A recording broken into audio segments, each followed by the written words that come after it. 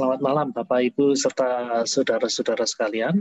Malam ini saya akan memulai sebuah seri pelajaran apa yang dikenal dengan khotbah di bukit. Saya yakin ini pelajaran yang agak panjang ya nantinya. Karena ada 3 pasal yang akan kita pelajari bersama-sama dari Injil Matius, yaitu pasal 5, pasal 6, dan pasal 7. Khotbah di bukit adalah bagian dari pengajaran Yesus yang paling terkenal. Namun pada saat yang sama, pengajaran yang paling terkenal itu juga paling susah dimengerti. Dan juga paling susah untuk ditaati sepenuhnya.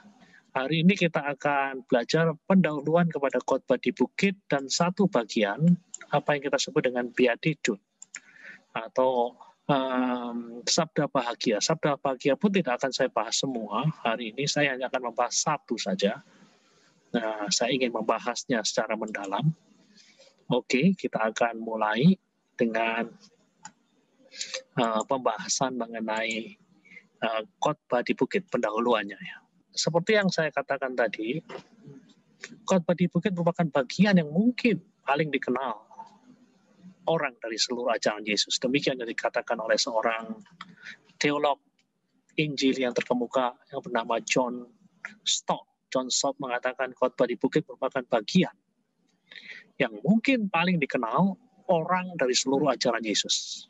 Meskipun barangkali yang paling tidak dimengerti dan yang pasti paling tidak ditaati. Itu yang dikatakan oleh John Stott. Khotbah itu adalah sesuatu yang paling mirip dengan manifesto yang pernah diucapkannya. Sebab ia menjadi lukisan yang diberikannya sendiri tentang apa yang harus dilakukan oleh pengikut-pengikutnya dan harus menjadi kenyataan dalam kehidupan atau keberadaan mereka. Itu yang dikatakan oleh John Stott. Khotbah di bukit adalah bagian yang paling dikenal, namun paling susah dimengerti dan juga paling susah ditaati. Khotbah itu sendiri, menurut John Stott, adalah sebuah manifesto, seperti undang-undang dasar, yang kepadanya orang-orang Kristen harus bercermin, yang kepadanya orang-orang Kristen harus menggunakannya sebagai sesuatu acuan dasar. Bagaimana mereka harus hidup, bagaimana mereka harus menjalani kehidupan mereka sebagai murid-murid Yesus. Nah, itu. Nah, hal yang kedua yang ingin saya bicarakan adalah mana sih yang disebut sebagai khotbah di bukit itu. Nah, khotbah di bukit direkam di dalam 3 pasal di dalam Injil Matius. Matius pasal 5 sampai Matius pasal yang ke-7. Jadi khotbah di bukit itu bukan hanya berbicara mengenai sabda bahagia saja, tidak. Khotbah di bukit itu cakupannya luas sekali. Salah satu di antaranya adalah apa yang kita kenal dengan nama doa Bapa Kami. Itu pun nanti akan kita bahas di dalam seri khotbah di bukit ini. Nah, jadi sekali lagi khotbah di bukit itu mencakup 3 pasal. Dan kalau kita bandingkan dengan bagian yang paralel, sebenarnya ada bagian di dalam Injil Lukas yang boleh dikatakan mirip, tetapi tidak sama persis dengan apa yang dikatakan oleh Matius. Di dalam Lukas pasal 6 ayat 17 sampai ayat 26, di sana juga ada kalimat-kalimat yang mirip dengan khotbah di bukit, hanya ada perbedaan-perbedaan. Dan kalau kita bandingkan, nanti saudara bisa baca di rumah ya, Lukas pasal 6 ayat 17 sampai 26. Kalau kita membuat perbandingan, dalam Injil Matius, khotbah tersebut disampaikan di atas bukit. Sementara di dalam Injil Lukas, khotbah tersebut disampaikan di tempat datar. Dan beberapa penafsir kitab suci mengatakan 2 hal tersebut atau 2 catatan tersebut tidak perlu untuk saling dipertentangkan. Para penafsir kitab suci mengatakan bahwa bisa saja di bagian bukit itu ada sebuah tanah datar. Jikalau Matius lebih menyoroti pada bukitnya, Lukas yang konon seorang dokter, yang konon seseorang yang jauh lebih teliti, lebih memfokuskan diri pada lokasi, situasi di mana Yesus mengajar murid-muridnya. Suatu tanah datar yang terletak di daerah perbukitan. Jadi tidak perlu untuk dipertentangkan di antara keduanya. Nah, kemudian perbandingan yang lain adalah Matius menggunakan kata ganti orang ketiga, mereka. Sementara Lukas menggunakan kata ganti orang kedua, kamu. Nah, itu nanti kalau ada buat perbandingan. Dan kalau kita perhatikan, secara khusus di dalam bagian yang berbicara mengenai beatitude atau sabda bahagia, di dalam Injil Matius ada 8 perkataan bahagia atau 8 sabda bahagia versi Matius. Sementara kalau kita bandingkan dengan Lukas, Lukas hanya mencatat 4 kalimat bahagia atau kalimat atau sabda-sabda bahagia ditambah dengan kata-kata yang didahului dengan kata celakalah. Sama-sama 8, hanya bedanya Matius itu 8 itu positif semua, sementara Lukas itu 4 positif, 4 negatif. Itu perbandingan yang bisa kita lihat di antara Injil Matius dan Injil Lukas. Nah, di dalam pembahasan dalam seri ini, saya akan memfokuskan versi Matius, khotbah di bukit menurut Matius. Nah, sekarang kenapa ya kok disebut khotbah di bukit itu? Nah, kalau di dalam bahasa Inggris, kata yang dipakai adalah khotbah di gunung sebenarnya, Sermon on the Mount.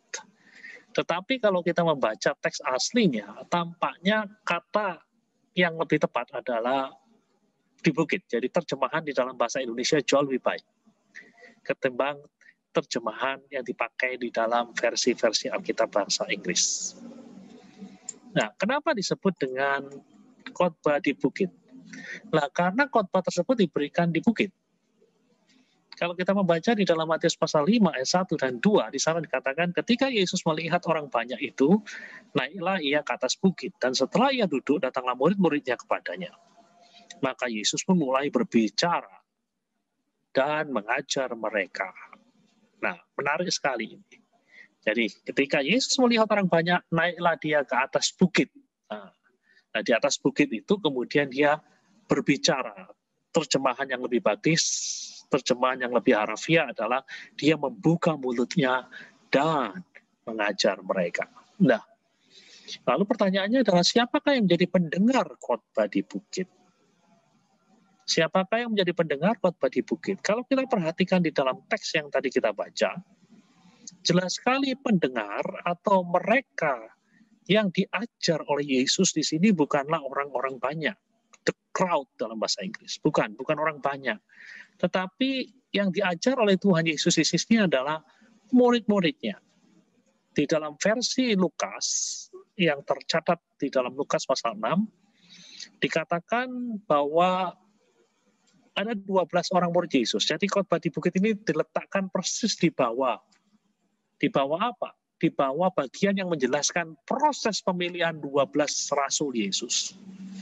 Sesudah 12 rasul itu dipilih, dan kemudian Lukas kemudian mencatat khotbah di bukit yang mirip dengan apa yang kita jumpai di dalam Injil Matius. Jadi perhatikan sekali lagi bahwa pendengar khotbah di bukit ini adalah murid-murid Yesus. Bukan orang luar, bukan orang kebanyakan. Bukan untuk non-believers kalau kita mau aplikasikan sekarang. Tetapi khotbah di bukit ini adalah for believers, untuk orang-orang percaya. For disciple, untuk murid-murid Yesus yang hidup pada abad ke-21 ini. Bukan untuk orang kebanyakan. Nah, itu untuk Anda, itu untuk saya. Yang menyebut diri sebagai disciple, murid-murid Yesus. Nah, lalu pertanyaannya adalah, kalau kita perhatikan, khotbah di bukit itu kan berbicara mengenai banyak topik ya. Apakah khotbah itu berlangsung, katakanlah Yesus sekali mengajar, dan kemudian selesai? Yesus mengajar pada satu tempat, pada satu satuan waktu selesai, katakanlah 2 jam selesai, seperti dalam GW Jawab ini, sejam selesai. Apakah proses pengajarnya seperti itu? Kalau kita perhatikan di dalam teks di dalam bahasa Yunani, kata mengajar, itu mengambil bentuk, apa yang disebut dengan bentuk imperfect. Makna yang terkandung ini di sana adalah bahwa Yesus berulang kali mengajar dan terus-menerus mengajar. Jadi khotbah di bukit itu bukanlah satu khotbah Tuhan Yesus yang disampaikan pada satu waktu tertentu dan pada suatu peristiwa tertentu. Khotbah di bukit merupakan kumpulan dari khotbah-khotbah Tuhan Yesus yang diberikan. Jadi bisa saja Yesus berada di sana selama beberapa hari bersama-sama dengan murid-muridnya. Ketika dia bersendirian dengan murid-muridnya. Kalau kita perhatikan, teks Yunani yang menuangkan kalimat mengajar yang dinyatakan di dalam bentuk imperfect, dan bukan hanya itu saja. Kalau kita perhatikan, konten atau isi dari khotbah itu begitu luas sekali, begitu banyak topik, rasa-rasanya nggak mungkin apabila topik tersebut hanya disampaikan di dalam satu satuan waktu. Tentu ada banyak waktu yang digunakan oleh Yesus untuk mengajar topik-topik yang begitu banyak dan begitu penting itu. Oke, sekarang kita akan melihat the Beatitudes atau sabda bahagia.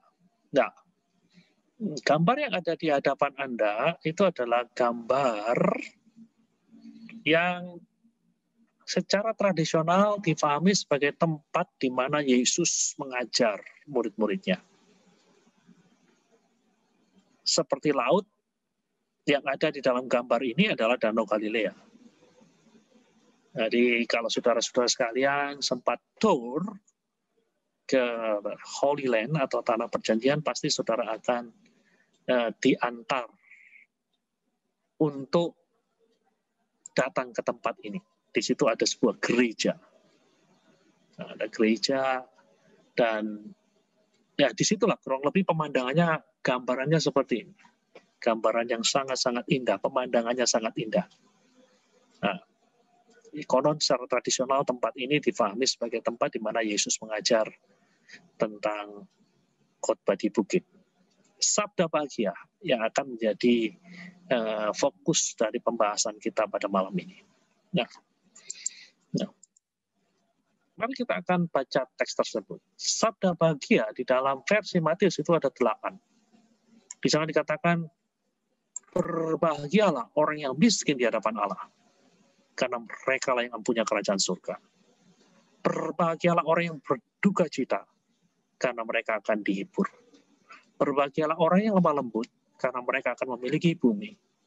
Berbahagialah orang yang lapar dan haus akan kebenaran, karena mereka akan dipuaskan. Berbahagialah orang yang murah hatinya, karena mereka akan beroleh kemurahan. Berbahagialah orang yang suci hatinya, karena mereka akan melihat Allah. Berbahagialah orang yang membawa damai, karena mereka akan disebut anak-anak Allah. Berbahagialah orang yang dianiaya oleh sebab kebenaran, karena mereka lah yang mempunyai kerajaan surga. Berbahagialah kamu, jika karena aku, kamu dicela dan dianiaya, dan kepadamu difitnahkan segala yang jahat. Bersukacitalah dan bergembiralah, karena upahmu besar di surga.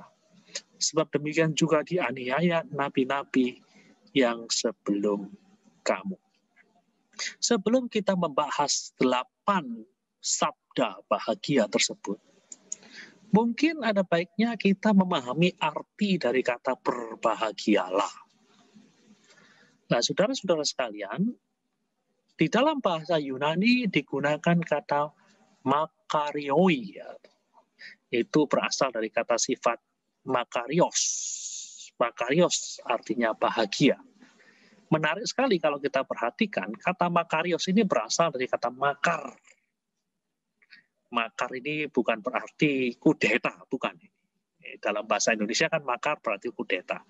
Tapi bukan itu maksudnya. Kata makarios berasal dari kata makar. Dalam bahasa Yunani, kata makar ini bisa diartikan dewa-dewa. Pengertiannya adalah sebagai berikut. Dewa-dewa itu tinggal dalam suatu lingkungan di mana mereka tidak terganggu sama sekali dengan gemuruh gejolak kehidupan manusia di muka bumi ini. Dikatakan para dewa itu makarios, bahagia di sana, tenang, tentram, tanpa gangguan. Di kemudian hari, kata makarios kemudian diterapkan juga untuk jiwa-jiwa yang sudah meninggal. Jiwa-jiwa yang sudah meninggal, konon dipercayai sudah makarios, bahagia, tidak terganggu lagi dengan semua pergumulan hidup sehari-hari. Orang-orang Yunani juga punya sebutan yang istimewa terhadap Pulau Siprus. Pulau Siprus disebut dengan nama khusus. Nama khusus tersebut adalah He Makaria, yang berarti pulau bahagia. Mereka melakukan hal itu karena mereka percaya bahwa Pulau Siprus itu sangat indah, kaya, dan subur. Sehingga setiap orang yang hidup di sana itu tidak perlu jauh-jauh untuk menemukan kehidupan yang bahagia dan sempurna. Pulau itu mempunyai iklim yang baik sehingga yang namanya bunga-bunga, pohon-pohon, buah-buahan, bahan-bahan mineral, sumber-sumber alam, dan hal-hal yang lain yang diperlukan untuk bahagia sudah terdapat di pulau tersebut. Jadi, saudara-saudara sekalian, dengan adanya dua gagasan ini, saudara tadi melihat ya, Makarios itu menunjukkan kondisi kehidupan dari para dewa yang tidak terpengaruh dengan situasi yang terjadi di dunia. Makarios juga berbicara mengenai keadaan dari orang-orang yang sudah mati, yang sudah tidak dipengaruhi lagi oleh keadaan dunia dengan segala perubahannya. Dan kemudian kalau kita lihat bagaimana orang Yunani menggunakan kata itu untuk Pulau Siprus, kita melihat Pulau Siprus adalah pulau yang istilahnya bisa memenuhi kebutuhannya sendiri, tidak perlu sesuatu yang berasal dari luar. Jadi self-sufficient, dapat memenuhi kebutuhannya sendiri. Tidak perlu ada sesuatu dorongan dari luar yang membuat mereka bahagia. Jadi dari ide-ide inilah kemudian ada sebuah gagasan bahwa Makarios adalah suatu kebahagiaan yang begitu mendalam. Kebahagiaan yang tidak tersentuh oleh apapun yang berasal dari luar. Makarios adalah kebahagiaan yang tidak bisa disentuh atau dihilangkan dengan kesedihan, kehilangan, kesakitan, kedukaan, dan kuasa yang lain. Dan itulah yang kita baca di dalam khotbah di bukit. Ketika kita membaca berbahagialah orang yang miskin di hadapan Allah. Bahagia ini dalam pengertian apa? Bahagia ini adalah bahagia yang begitu mendalam. Bahagia yang tidak akan mungkin terpengaruh dengan situasi yang ada di luar orang tersebut. Katakanlah orang tersebut mengalami kebangkrutan. Kebangkrutan tidak bisa merebut Makarios dari kehidupan orang tersebut. Katakanlah orang tersebut kehilangan keluarga yang mereka kasihi. Ini pun juga tidak bisa menggoncang Makarios kebahagiaan sebagaimana yang dituliskan di dalam Injil Matius. Kebahagiaan yang diberikan oleh Yesus itu bersinar melewati tangisan dan tidak akan dapat diambil atau dibinasakan oleh kuasa apapun dalam kehidupan maupun kematian. Bukankah ini suatu gagasan yang luar biasa, saudara-saudara sekalian? Dari kata berbahagia tersebut, ada sebuah konsep yang begitu mendalam, ada suatu konsep yang luar biasa. Kebahagiaan Kristen yang sejati, itu tidak bisa disentuh atau dihilangkan oleh kesedihan, kehilangan, kesakitan, kedukaan, ataupun hal-hal yang lain di dalam hidup ini. Nah, saudara-saudara sekalian, ini hal pertama yang kita perlu pelajari. kata berbahagia itu sendiri di dalam Matius pasal 5, secara khusus di dalam beatitude, secara khusus dalam sabda bahagia ini, mengandung suatu kebenaran yang luar biasa dalam. Dan sekarang, mari kita masuk di dalam beatitude yang pertama, yaitu berbahagialah orang yang miskin di hadapan Allah, karena mereka lah yang mempunyai kerajaan surga. Terjemahan di dalam bahasa Indonesia mungkin kurang begitu harafiah ya. Nah, di dalam bahasa Yunani yang muncul adalah ini, makaroyoi hoi petokoi to diumati. Hodi auton estin he basiliaton oranon itu. Jadi kalau saya terjemahkan secara harafiah di sini adalah berbahagialah mereka yang miskin dalam roh itu. Karena kerajaan surga, he basiliaton oranon.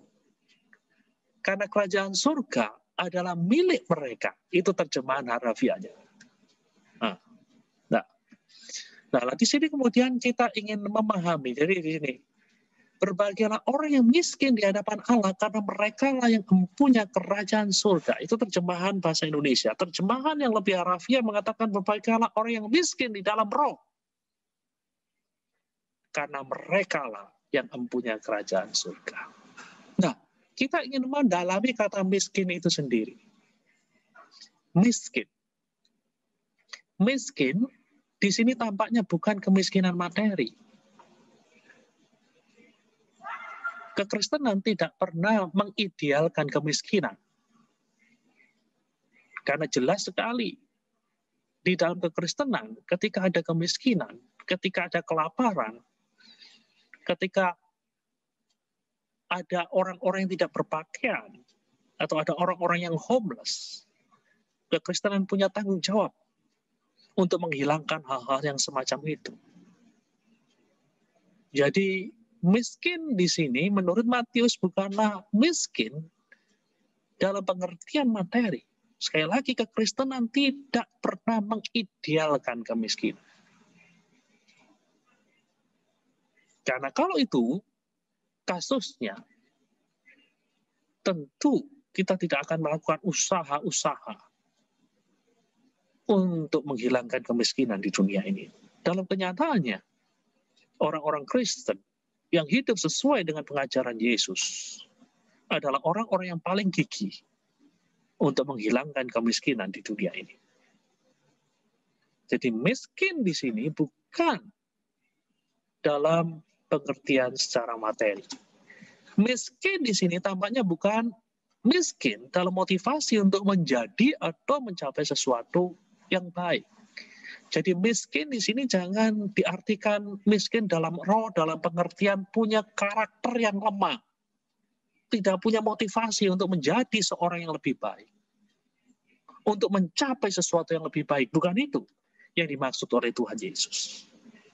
Bukan weakness in character. Bukan itu.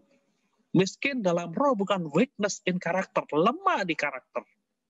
Dalam arti lemah dalam karakter di sini adalah bahwa orang-orang tersebut tidak punya motivasi untuk menjadi atau mencapai sesuatu yang lebih baik. Hanya sekedar nerimo. Wis dari sononya kayak gini, ya akan kayak gini terus. Tidak berusaha untuk menjadi pribadi yang lebih baik. Tidak berusaha untuk membuat sesuatu lebih baik. Bukan itu maksud yang dimaksud dengan miskin di sini. Nah, lalu kalau bukan begini, artinya apa sih? Kalau bukan dua hal ini, miskin dalam pengertian materi, bukan juga di dalam pengertian lemah di dalam karakter. Kalau begitu, miskin di sini artinya apa? Kata miskin di dalam bahasa Yunani yang dipakai di sini adalah kata tokos. Tokos itu artinya orang yang sangat miskin, tidak punya daya, tidak punya apa-apa. Sebenarnya ada satu kata lagi dalam bahasa Yunani yang boleh dikata sinonim, tapi ada perbedaan sebenarnya. Kata itu adalah penia. Penia itu berarti miskin, tetapi bukan berarti miskin sekali. Miskin, ya miskin lah. Tapi paling tidak masih punya sesuatu yang bisa dimakan, punya sesuatu yang bisa dipakai, punya sesuatu untuk di tempat tinggalin.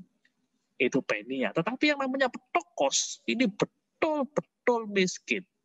Tidak punya daya, tidak punya apa-apa. Nah, jadi kata yang dipakai berbahagialah orang yang miskin. Sebenarnya mungkin kalau kita mau istilahnya menggunakan terjemahan yang lebih baik, berbahagia orang yang sangat-sangat miskin dalam roh. Karena mereka layak mempunyai kerajaan surga. Jadi, sekarang kita akan mencoba untuk memahami apa yang dimaksud di sini. Dalam masa Perjanjian Lama, kalau saudara perhatikan, orang yang benar-benar miskin secara material, itu kerap tidak bisa lari untuk mendapat perlindungan kepada siapa-siapa, terkecuali kepada Allah. Jadi kalau kita lihat di dalam Perjanjian Lama, di antara kemiskinan materi dan kemiskinan rohani, itu sebenarnya ada keterkaitan di dalam Perjanjian Lama. Orang yang benar-benar miskin secara materi, nggak punya apa-apa, nggak punya siapa-siapa, yang kepadanya dia bisa berlari untuk mohon pertolongan, untuk mohon perlindungan, pada akhirnya hanya bisa lari kepada Allah. Itu tertulis dalam Zefanya 3 ayat 12. Jadi kalau kita mau gambarkan, kurang lebih keterkaitan di antara kemiskinan materi dan kemiskinan rohani di dalam Perjanjian Lama ini bisa kita lihat seperti ini. Orang-orang di dalam Perjanjian Lama yang miskin, di dalam bahasa Ibrani kata yang dipakai adalah ani. Ani. Orang yang ani, orang yang miskin itu tidak punya pengaruh, tidak punya kuasa, tidak punya penolong, tidak punya martabat. Karena tidak punya pengaruh atau penolong atau martabat, maka mereka menjadi nista, mereka jadi merana, mereka jadi papa, dan menjadi objek di mana orang lain bisa menindas mereka. Dan akhirnya mereka tidak punya apa-apa dan punya siapa-siapa yang ada di dunia ini yang bisa mereka harapkan. Jadi pada akhirnya mereka meletakkan nasib dan kepercayaan mereka sepenuhnya kepada Allah. Jadi kita lihat sebenarnya, di dalam Perjanjian Lama itu ada keterkaitan di antara kemiskinan jasmani dan kebergantungan kepada Allah. Dengan berjalannya waktu, kemiskinan ini kemudian berangsur-angsur mendapat konotasi rohani dan diidentikan dengan kerendahan hati dan kebergantungan secara total kepada Allah. Jadi, ketika Yesus mengatakan berbahagialah orang yang miskin di hadapan Allah di dalam terjemahan LAI, atau berbahagialah orang yang miskin di dalam roh terjemahan harafiah, yang dimaksudkan adalah orang yang miskin dalam roh itu adalah orang yang benar-benar rendah hati. Orang yang benar-benar mau bergantung secara total kepada Allah. Sikap yang pernah dimiliki oleh orang-orang yang sangat-sangat miskin di dalam Perjanjian Lama, karena kemiskinannya itu, mereka hanya mau bergantung kepada Allah. Mereka tidak punya tempat yang lain kecuali Allah. Nah, di dalam Perjanjian Baru dengan adanya perubahan situasi, perubahan zaman, tidak perlu lagi kemudian dikaitkan dengan kemiskinan secara materi. Kemiskinan kemudian dipahami atau diberi konotasi rohani dan diidentikan sekali lagi dengan kerendahan hati dan bergantungan secara total kepada Allah. John Stott menulis, jadi untuk menjadi orang yang miskin di hadapan Allah, maka kita harus mengakui kemiskinan rohani kita. Bahkankah bangkrutan kita di hadapan Allah, sebab kita semua adalah orang-orang berdosa. Tak ada sesuatu yang dapat kita tawarkan. Tak Tidak ada sesuatu dengan mana kita dapat membeli perkenanan Allah. Itulah makna yang pertama dari miskin di hadapan Allah. Ketika kita betul-betul merendahkan diri di hadapan Allah. Kita hanya datang dengan tangan kosong. Tidak ada sesuatu yang bisa kita tonjolkan di hadapan Allah. Seperti orang-orang miskin di dalam perjanjian lama, bergantung semata-mata pada anugerah dan pertolongan Allah yang Maha Kuasa. Orang yang miskin di hadapan Allah adalah orang yang betul-betul mau merendahkan diri, mau merendahkan hatinya di hadapan Allah, dan mau bergantung sepenuhnya kepada anugerah Allah. Itu makna yang pertama dari miskin di hadapan Allah. Orang yang miskin di hadapan Allah, kalau mau diilustrasikan, ilustrasi yang paling pas untuk menggambarkan miskin di hadapan Allah adalah gambaran tentang pemungut cukai dan orang Farisi. Pemungut cukai menggambarkan postur rohani. Postur rohani miskin di hadapan Allah. Tidak ada sesuatu yang bisa dia banggakan di hadapan Allah. Tidak ada sesuatu yang dapat dia berikan kepada Allah. Yang ada adalah dirinya yang penuh dengan dosa, yang penuh dengan kekurangan. Yang miskin dalam tanda kutip. Dan perlu perkenanan, perlu pertolongan dari Allah. Nah, itulah makna yang pertama dari miskin di hadapan Allah. Makna yang kedua dari miskin di hadapan Allah, saya ingin mengutip perkataan dari seorang teolog besar di Jerman yang bernama Dietrich Bonhoeffer. Kata miskin ini bisa diartikan suatu keadaan yang dialami oleh murid-murid Yesus yang oleh karena mengikut dia kehilangan segalanya. Kehilangan harta benda, kehilangan tanah air, kehilangan popularitas, kehilangan relasi. Mereka tidak punya apa-apa. Dan itu yang dialami oleh murid-murid Yesus pada abad pertama. Banyak orang-orang yang menjadi murid-murid Yesus kehilangan segala-galanya. Kehilangan harta, kehilangan relasi, kehilangan tanah air. Mereka kehilangan segala-galanya. Mereka benar-benar miskin. Namun Yesus berkata, berbahagialah mereka yang miskin di hadapan Allah, karena mereka yang akan mendapat kerajaan Allah. Mereka inilah yang akan jadi empunya kerajaan surga.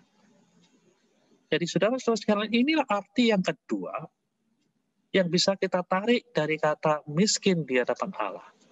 Jika arti yang pertama berbicara mengenai kerendahan hati, kebergantungan total kita kepada Allah. Karena kita tidak punya apa-apa. Karena kita tidak berdaya sebagai manusia. Maka arti yang kedua adalah ini. Suatu keadaan yang dialami oleh murid-murid Yesus. Yang oleh karena mengikut dia, kehilangan segala-galanya. Kehilangan harta, kehilangan tanah air, kehilangan popularitas, kehilangan relasi. Dan bagi orang-orang yang semacam inilah, janji empunya kerajaan surga diberikan.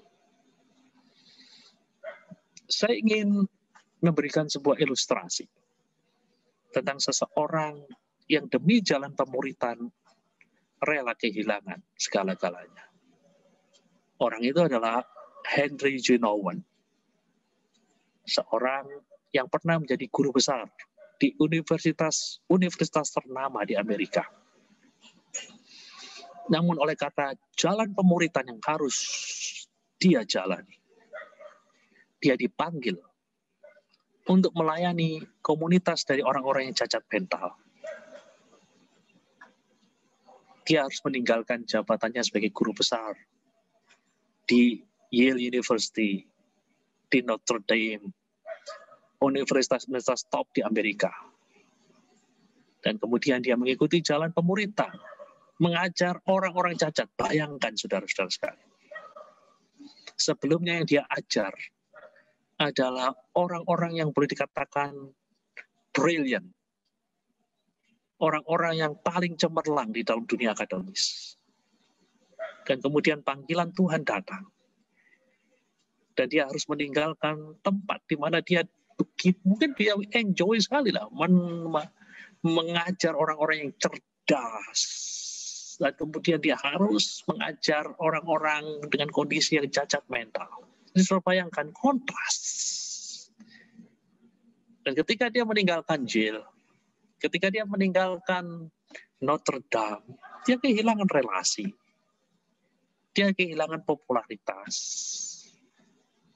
Bisa jadi dia kehilangan hal yang lain. Tetapi dia mendapatkan sesuatu yang luar biasa ketika dia mengikuti jalan pemuridan itu. Ketika dia taat kepada Tuhan.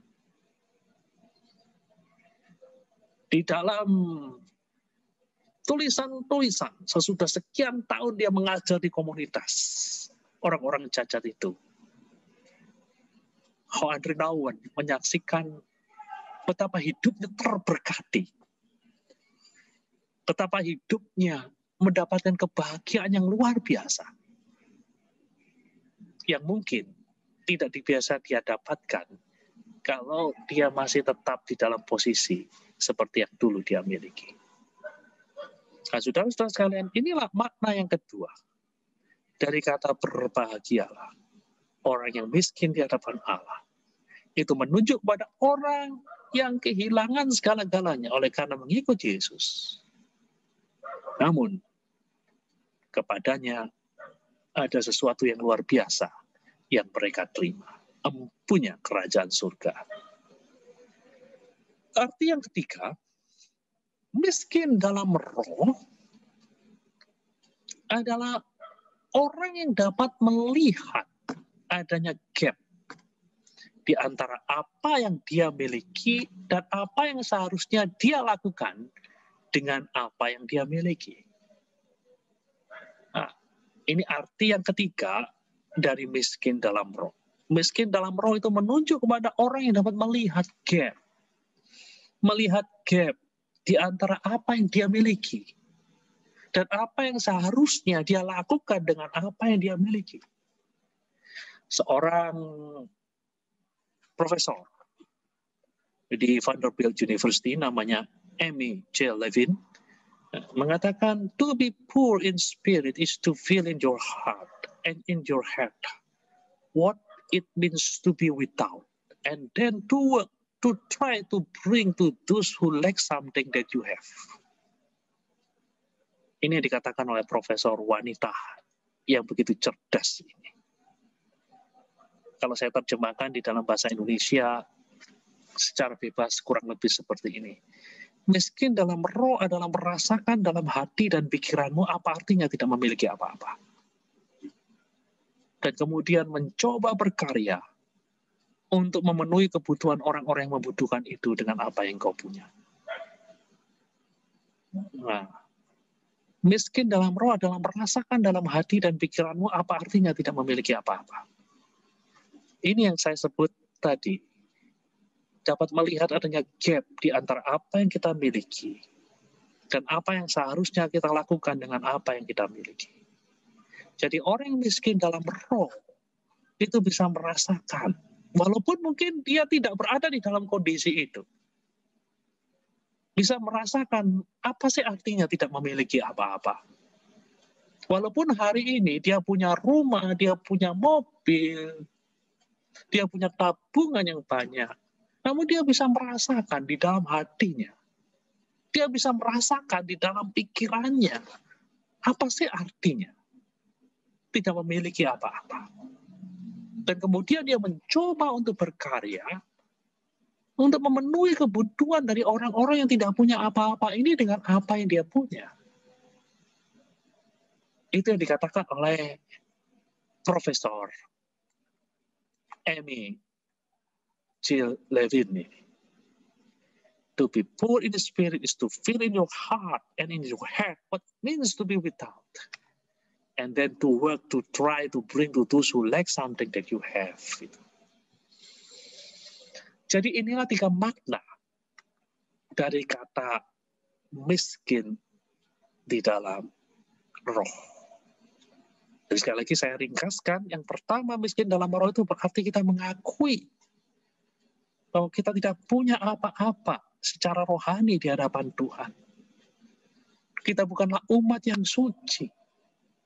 Kita ibarat gombal, kain kotor di hadapan Tuhan. Kita seperti pemungut cukai yang berkata, Lord, have mercy on me. Tuhan, kasihanilah aku. Karena sesungguhnya aku adalah orang yang berdosa.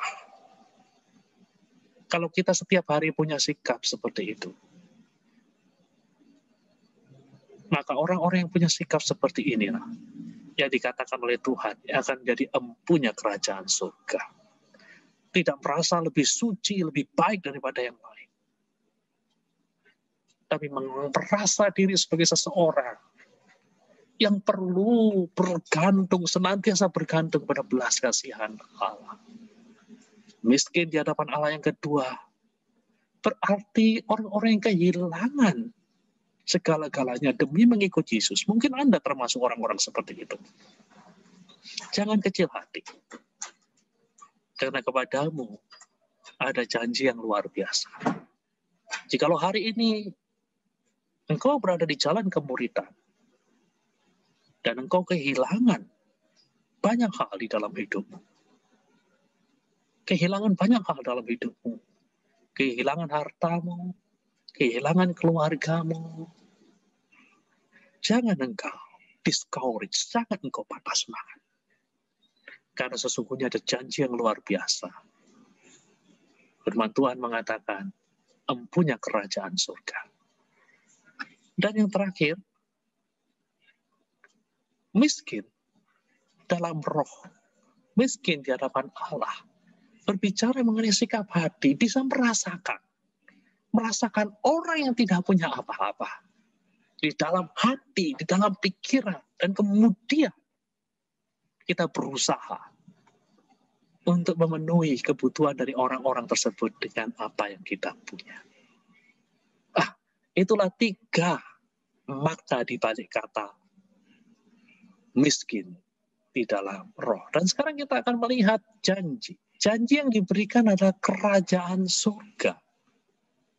Empunya kerajaan surga. Berbahagialah orang yang miskin di hadapan Allah, karena mereka lah yang empunya kerajaan surga. Kerajaan surga. Kerajaan surga dalam Injil Matius bukan saja berbicara mengenai realitas indah di masa depan yang belum terjadi.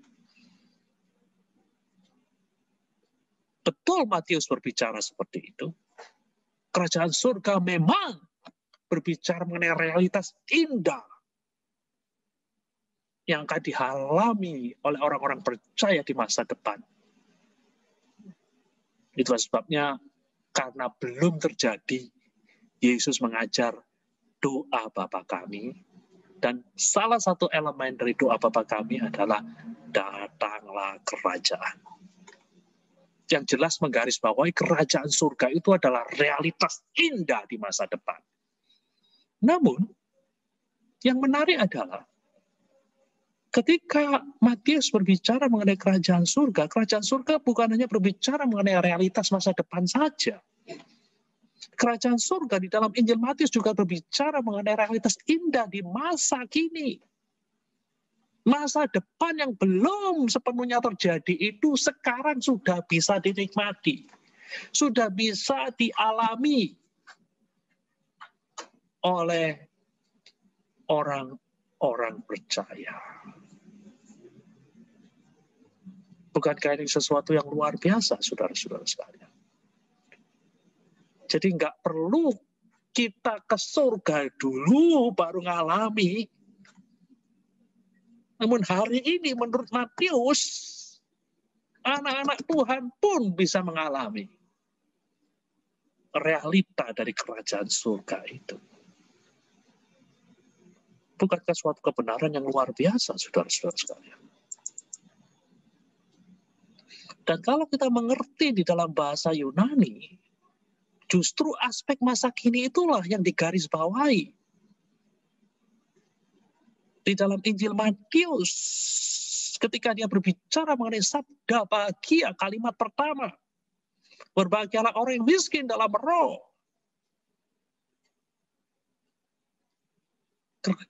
karena mereka empunya kerajaan surga. Menarik sekali. Yang ditekankan adalah aspek masa kini, bukan aspek masa depan. Hari ini engkau bisa memiliki kerajaan surga